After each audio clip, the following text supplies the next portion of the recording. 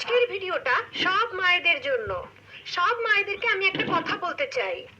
আপনারা যে নিজের মেয়েদের বিয়ের আগে মেয়েদেরকে বলেন যে যেখানেই ঘোরো যেখানেই যাও নিজের স্বামীর সাথে যাও, মানে বিয়ের আগে মেয়েকে কোথাও যেতে দেন না, না ঘুরতে যেতে দেন, না বেড়াতে যেতে দেন, না কোথাও আপনারা যেতে দেন। সব সময় বলে থাকেন যে যেখানেই যাও বিয়ের পরে স্বামীর সাথে যাবা। এই কথাটা আপনারা কেন বলেন?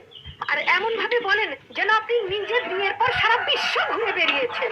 প্রত্যেক বছর থাইল্যান্ড, লন্ডন, আমেরিকা, সুইজারল্যান্ড এগুলো যেন মনে হয় আপনি ঘুরে বেড়াচ্ছেন প্রতি বছর বছর। যেখানে বিয়ের পর আপনি নিজে ওই সবজির দোকান আর মুদিখানার দোকান ছাড়া নিজে কোথাও ঘুরতে যান নাই, সেখানে আপনি নিজের মেয়েকে কিভাবে স্বপ্ন দেখান যে যেখানেই যাও তোমরা বিয়ের পরে যাও, স্বামীরা ঘুরিয়ে নিয়ে আসবে। আপনার মেয়ের বাবা আপনাকে কয়টা দেশ ঘুরিয়েছে, কোন কোন জায়গায় ঘুরিয়েছে একটু বলেন তো দেখি। যে আপনার মেয়েকে তার জামাই মানে পরের ছেলে দুনিয়া ঘুরাবে।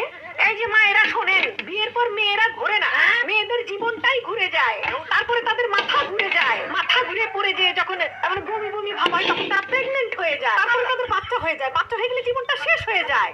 দেখেন মায়েরা, নিজের জীবনটা তো শেষ হয়েছেই, অথচ মেয়ের যত আনন্দ ফুর্তি আছে সবকিছু বিয়ের আগেই করতে দেন, একটু ঘুরতে ফিরতে দেন, ঠিক আছে? ওই বিয়ের পর পরের ছেলে নিজের বাপ মা ভাই বোন বাদ দিয়ে আপনার মেয়ের স্বপ্ন নিয়ে বিজি থাকবে, তাই না? আপনার কি তাই মনে হয়?